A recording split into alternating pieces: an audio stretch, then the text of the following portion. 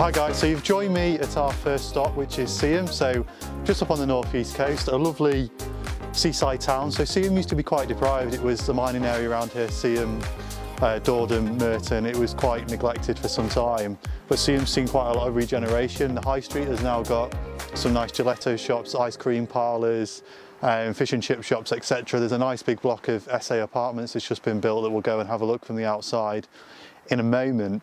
So this is one of the areas that I'm now looking to invest in. So I've got stuff in Merton because it's close to Dalton Park. If any of you are familiar with the area, I started investing in Merton when they just opened up the road to nowhere, which was a road to a business park that never got completed. And once they've completed that and they've now built the business park, there's now a lot of jobs there, so I target the tenants there. I'm now quite interested in Seaham because it's becoming somewhat of a tourist destination. So what we're here today is just to get a feel for the area, have a look round, take some shots of the streets, just walk around and just see, has it improved since the last time I've been here? Last time I was here, there was quite a lot of boarded up shops. There was some boarded up houses, some burnt out houses. It wasn't the best of areas and not somewhere I would have invested in at that time. So it's good to just come back and revisit these areas, have a look at the streets that I want to invest in, see the prices of the houses, get a feel for the area and see if it's somewhere I do now want to invest. So we'll catch up with you later. Hello again guys, so we've just come back up from the beach and we're now on the high street in Seaham. So when I first came here a few years ago and I was looking at this area as a place to invest, a lot of these shops were boarded up. They weren't the kind of affluent shops that they are today. None of this was rendered on here, and there certainly wasn't this big building at the top. So I'm just going to get Luke to pan the camera around and you can have a look. It's quite an upmarket place now. There's quite a lot of nice, as you would say, boutique, little independent places, and it's definitely improved since the first time I came here, and it's definitely somewhere where you could see people would want to come on holiday, come for a weekend trip, take the kids down for an ice cream, etc. And it's definitely improved since I was here before. Hi guys, so we've just finished looking at the high street, looking around the beach. So now I just wanted to show you the typical kind of makeup of housing that you've got in Seaham. So you've got a bit of a mixture between 1970s local authority housing and kind of Victorian terraced housing. So these are the kind of typical kind of streets you'll get. You'll get the 1970s local authority housing like this, where they're a little bit larger, they've got some gardens, they might have a bit of parking, a garage. And then you've got a lot of these kind of street houses, Victorian kind of terraces. So this is kind of a typical street in Seaham where you get these free, potentially 4-bed houses if they've been extended, and then you go back down into the back alley. So what we're driving around, we're looking for now, is we're looking at the cars are decent, you know, not that they've got nice cars, just that they've cleaned the cars, that they're looked after, there's no damage to them, that there's no boarded up windows, the back gates aren't kicked in, and then when you drive down the back lane like this, you just want to look as well, you know, are the bins nice and tidy when they're put away? Is the rubbish, you know, do people care about the area that they live in? And as you can see driving around, the gates are painted, there's no rubbish in the alleys, there's no dog muck, you know, everything seems to be nice and well kept, so it would suggest that people do care about the area that they live in. Street west, then turn right. And not only that, what it shows you as well is that there's a mixture of people who own their own houses and a mixture of buy-to-let. You also find then turn left if there's a street where most of the properties are an area, most of the properties are buy-to-let, it's going to be somewhat not well kept. Not that buy-to-let landlords don't care, but they give them to agents who don't care, or the landlords aren't there all the time to come and fix a window when it's smashed. Turn left onto It might not be on top of the tenants telling them to pick up the rubbish and stuff. So a kind of a good buy-to-let area is where there's about a 50-50% mix of buy-to-let and residential owner-occupiers. It just gives you a much more better makeup of the area, better demographic, and it's just generally better in my opinion.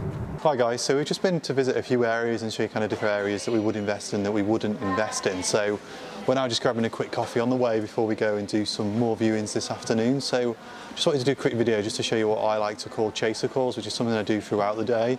Just phoning the agents, checking on offers that we've made, chasing solicitors up, speaking to the tradesmen, speaking to tenants that haven't paid. And it's just a big important part of being a property investor, is making sure that you're on top of everyone, getting the tone right when you chase and not being too aggressive with people, but making sure you're assertive and that everything is done in a way that it should be. So let's get cracking. Hi Reece, it's just Pete from Blackley House. I was just giving you a quick call just to see if you had an update on when the RAD was going to be delivered. If you could give me a bell back, mate, or drop me a text and let me know, that would be fantastic. Thank you. So first one didn't answer, but that was just chasing a radiator that needs to be delivered on one of the properties, so hopefully gets back to me later today. So let's do the next one. Oh, hi, good morning. It's Peter Blackley. Could I speak to Simon, please? Thanks. Oh, hi Julie. I was just wondering if there was an update on 7 Bonner Court in Hebburn. The agent's putting quite a bit of pressure on me now to complete. Okay, fantastic. I'll chase on my end as well and ask the agents to give them a bell to chase for that. Okay, fantastic. Thanks, bye. Now we're just on our way to go and see one of my HMOs that's recently just been refurbed. So the tenants had previously moved out of this. I've had this HMO for around 10 years now. We're getting on for 10 years. Tenants all moved out and it just needed an update. So it's had some work done in the bathroom. It's had all new vinyl carpets. It's been decorated. It's had new furniture. There's been some various other repairs to do. So just going to take you to the property. I'm going to show you around what's been done, run you through the numbers. And then because it's been pretty much finished off today, it's a couple of little snagging jobs that we'll go over with the builders who are going to meet us there. And then we're going to show some tenants around and hopefully move them in. So we're just coming up to it. It's just at the end of the street. So you can see it's quite a nice little village. It's a nice little area, this. We're expecting to get some decent tenants within this HMO. Quite a lot of employment within the area, and there's quite a lot of transport links as well. You've got the metro, you've got the bus links, etc. It's an easy commute into both Newcastle, Sunderland, and not too far from Durham either. So when I first started investing in this area, you know, in my day, lads, this was all just fields. So over here, there was none of these new builds. So they've built thousands of new builds in this area. So we're in a place called Hebburn. So when I first invested in Hebburn, everyone was saying I was crazy. There was no economy. There was no one who wanted to live here, was what they were saying. So when I first bought the properties, I did struggle to let them. They didn't let quite straight away. Now it's become quite an affluent little commuter town for Newcastle. There's a lot of people who studied at the universities in Newcastle, who work in Newcastle, and now have decided to put down roots in the northeast and live in Hebburn because it's significantly cheaper than those areas. So they built lots of new builds. They built a new leisure centre within the centre. They've done some upgrading to the big shopping centre within it, and it's just a much nicer place than it was when I first started investing. So we're just pulling up to the house now, so we'll be showing you around the property in a moment. Hi guys, so we showed you the area driving around in the car a few moments ago, and now we've just arrived at the property. So this one's a 4-bed HMO, so a mini-mo as we call it in the industry, so it doesn't require licensing, but there's certain things that you do have to do to take it from a traditional 3-bed house to a 4-bed HMO. So I purchased this one at 60,000 and it'll be rented out for around £1,800 a month once the property is all done, once the works are done and the tenants are moved in. But I'll run you through the numbers in more detail when we come in. So come inside and have a look at what's been done. So we've just had a new door fitted. It's all been painted and decorated. We've had the new lino down here. We're still waiting for the carpet to go up on the stairs. There was a bit of a stud wall here previously. I've taken that out and now created a little bit of a storage area for the tenants. You then come back through here to the bathroom. So this has all been replastered. There's a brand new back door just gone on as well. Just waiting for the toilet to be fitted in there and the door on, and then that'll be finished. As I come through to the kitchen, so the painting and decorating has been started in the kitchen. It's had a new oven, just waiting for a few things to be finished off in here just to make it a little bit more homely. New microwave, kettle, toaster, pots and pans, stuff like that you would expect within a HMO. And then coming through here, so this is just a bit of a storeroom at the minute for the tradesmen. So what will be going on in here was we put a nice little sofa in and a TV, and this will just become a kind of communal area for the tenants, just make it a little bit more nicer for them, a little bit more homely. So you could have rented this room out, you could have converted this, gone for a full HMO conversion, but speaking to the council, they weren't keen on 5-bed HMOs in this area, but they were more keen to give me lawful use for a 4-bed. So it's a little bit less rent each month, but I've just ploughed the additional cost it would have taken me to take it, so it cost me to take it to a HMO into another property and made the money that way. So we'll walk around, I'll run you through the numbers and run you through what's been done. So as we come through here, so you've got the first room here downstairs. So it's a big double room. This one's rented out at £450 per calendar month. So we'll come upstairs and I'll run you through the other rooms. So as you can see, we're still looking for the carpet to be finished on the stairs and the landing.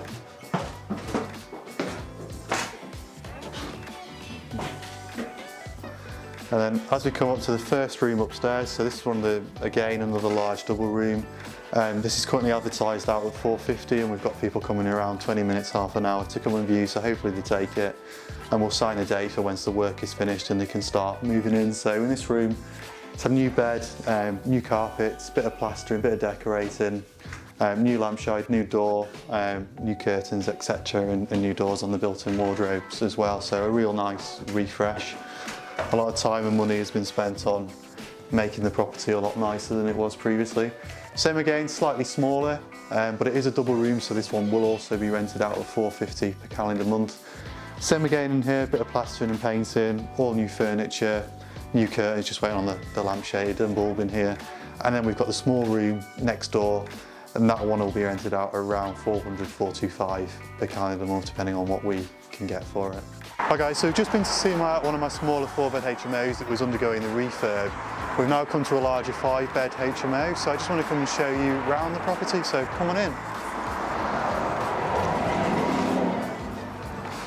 Close that door behind you.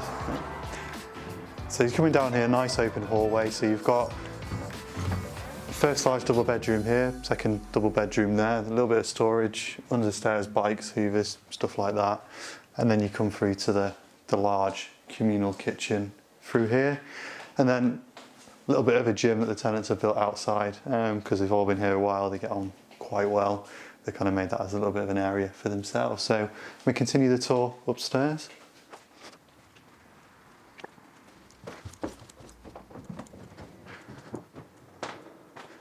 So we come upstairs firstly to a ridiculously large bathroom. So while I'm in the bathroom, I'll just point out and show you what we're here for today. So we come today just to do an inspection on the whole property and inspect a room that one of the tenants has moved out for, make a list of little snagging jobs that need to be done, and then we've got some viewings later on, and we'll set a move-in date for about a week, 2 weeks down the line, once all the snagging jobs have been done, and then the new tenant can move in. So firstly, I notice in here there's a little bit of damage just on the side over here. So what I'll do is I'll take a photograph of that, and then there's a little bit of damage over here as well. Someone's obviously damaged the flush on the toilet, so quick photograph of that. Any other damage that we see, I'll take a photograph of, so just check this door handle because it's down. No, that's fine. I'll send those over on Asana, which is the app that I use to manage my business, to Andy, the handy guy who's going to come and do the work later on.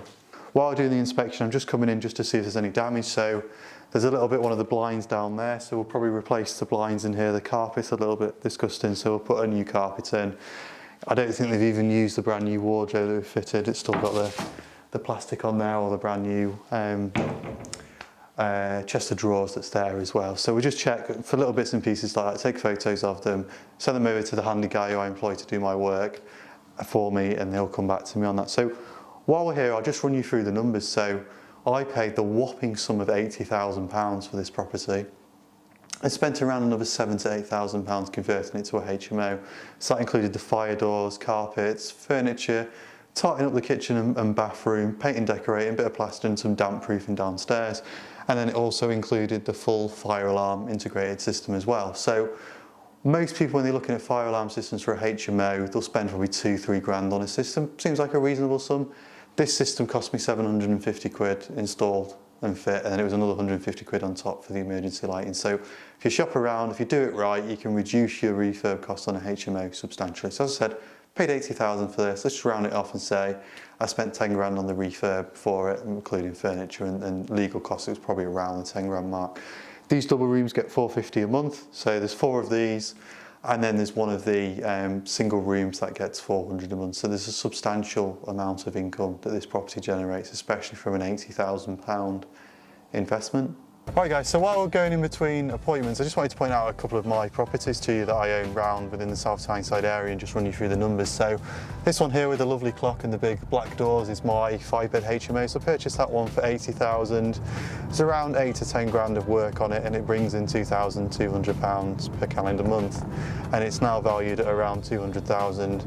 Not because I've refinanced on a commercial HMO mortgage, but purely because of the capital growth seen within the area.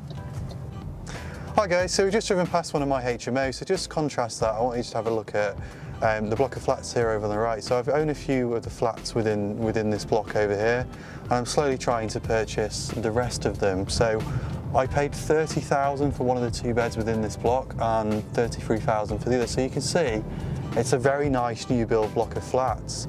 There's not that many in there, so it's quite nice, small, it's a nice little community. So as I said, 30 for one, 33 for the other, and I get £600 per calendar month per flat, and the mortgages are only £200 a month on those, so there's quite a nice net profit. So these are in Jarrow. The HMO we just looked at and my other HMOs are all in Hebburn. We're now coming up to the Tyne Tunnel, so we're going to go left at the Tyne Tunnel and we're just going to go and have a look at a couple of my properties from the portfolio in South Shields. We don't really have the time today to take you around all the properties, but just want to give you a contrast of the diversity of the portfolio and the different things you can do within property. Right guys, so we've now come to South Shields. So we've looked at some of the properties in Hebburn, we've looked at Jarrow, now looking at South Shields. So just on the left here, if Luke pans the camera around, just behind the Workmen is some studio flats that I've got in the Cook Close block here on the Leighton Park estate in South Shields. Now I paid 21,000 for that one in around, I think it was 2017, might have been, back end 2018. 21,000 for that, and that's rented. Someone who's on Universal Credit, I get direct payments for that, and that's at 425 per calendar month. There's no mortgage on that. That was one that I just bought cash. It was a nice, quick, easy one, just for some additional cash flow. There was about £1,500 refurb on it, carpet painting and updating the kitchen. Other than that, I didn't do a massive amount to it. And now we're going to just come up to what they call the Laygate area of South Shields. It was always traditionally quite deprived, not the area that most people wanted to live in, but it's become a lot better. The social housing providers have sold off a lot of the houses, a lot of local people bought them, some investors bought them as well. I bought a few myself. So we're just going to go and have a quick look now at a pair of flats that I own on that street, and I'll probably point out another couple of houses as well. Right guys, so we've just come to the Laygate area and we're here on John Williamson Street. So I've got a few flats on this street and I just wanted to take you down to the end of the street, to the last building, which is a pair of flats that I own. So with this one I didn't buy the pair in one go. There was about 8-9 months in between buying them. I bought the one downstairs for 25,000 and then I purchased the one upstairs for 19,000. So I'm going to have to ask Luke to pan the camera around to the left in a moment, and it's just this yellow building on the end here. So these again are both rented to tenants on Universal Credit, so they're both rented out at 425 per calendar month, so they've got themselves a little bench out there. A little bit of rubbish down the side, nothing to do with my tenants, hopefully. But again, it's a DSS street. It's not the best, but there's a great, community spirit to it. They all look after each other, and in these hard times, they let each other come into the houses to heat them up. They, borrow money off each other. They cook for each other. It's a nice little family place, a nice little community, and they're pretty cheap properties that have got pretty great returns on them. And I've just refinanced them actually, and they were valued at 100,000. So it's been quite a good return on those ones. So welcome back guys. So we've looked at a HMO, we've looked at a pair of flats, we've looked at a studio, we've looked at a few flats I own within the same block, and we're now just coming up to a 1-bedroom flat that I purchased and converted to a 2-bedroom, and I've also got the commercial downstairs. So the commercial sold off on a lease, so I only get the ground rent from that, but I still own the freehold for the building. I paid the whopping sum of £15,000 for this property.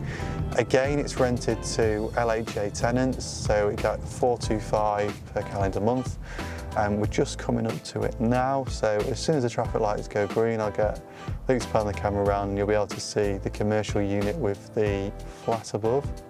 So traffic lights have gone green, so this is the property here. So there's a deli downstairs and then there's a 2-bedroom flat that was previously a 1-bed above. So it needed a light refurb. It's had a new front door, new kitchen, new bathroom, new carpets, new boiler. I call that a light refurb because that to me is light work. It's not something that needs a lot of money from my perspective or a lot of my time to do. I can just get my team in, get updates on WhatsApp, pay them when the job's done and move a tenant in. I think for a lot of people that might be considered a full refurb, but once you've been doing it for a decade like I have, something like that really doesn't faze you. So we've just been to look at a couple of properties in South Shields. We're now back in Hebburn, so we're going to look at the last property for today. So I thought I'd give you a flavour of different properties. So just within the block over here, so I've got one flat in Bonner Court already, and I'm looking to purchase another one. The first one that I've got in there currently is just a standard tenancy, so it's just rented out at 725 per calendar month. It's a nice little 2-bed flat. The one that I'm purchasing at the moment, I'm in the process of buying it, should hopefully have the keys next Friday. I'm paying 64,000 for that. and I'm looking to do SA with that one, so a little bit different. So I'll be looking to rent that out to contractors, probably not really holiday makers, but maybe people coming back to visit family on the weekends, maybe for a couple of weeks at a time, but mainly contractors. As you can see over here, there's a lot of building and construction work going on within Hebburn, within the local area, so I'll do a little slight tact with that one. So guys, I've shown you quite a few properties. We've looked at HMO, we've just looked at an SA, we've looked at a block of flats, we've looked at a pair of flats, we've looked at a resi with commercial below, and we've looked at a studio flat. So there's all sorts of different avenues you can go down with property. So I do lots of different avenues just because I've been doing this for a long time. I've got the team in place, I've got the builders there, I've got the agents that I employ directly. I've got relationships with the local estate agents. I can get the trades in to get everything sorted for me. But when you first start out, I think it's important that you pick one strategy and you stick with that strategy. So ultimately, you know, look at, are you going to do HMO conversions? Are you just going to do SA, or are you going to do simple buy-to-lets? Once you've got a bit more experience, you've got some cash flow in the bank, and you've got things set up and going, then maybe divest and diversify into different strategies, but just keep it simple for now, guys. Hi guys, so last you're going to see of me now, the video is coming to a close. So I just wanted to summarise today for you. So we went to see firstly Seaham, and then we went to Hordern, and we were just looking at different areas, why you should and why you shouldn't invest in those areas, because I'm considering expanding from the current areas that I'm investing in at the moment. Sorry, something in my eye there. And then we've come and inspected some HMOs of mine, we've done some viewings, and we've gone around and had a look at the portfolio and the different kind of diverse things that you can do in property. So obviously I do a lot of different things within property. As I've said before, it's very important just to stick to one strategy when you're starting and then branch out. All these concepts are very simple. The concept of renting out a property is very simple. You either buy the property, you do the work, you stick a tenant in and you collect the rent. The difficult part is actually getting on and doing it. It's getting out of bed in the morning, it's overcoming that adversity when the tenants aren't paying the rent, and it's just getting on with it.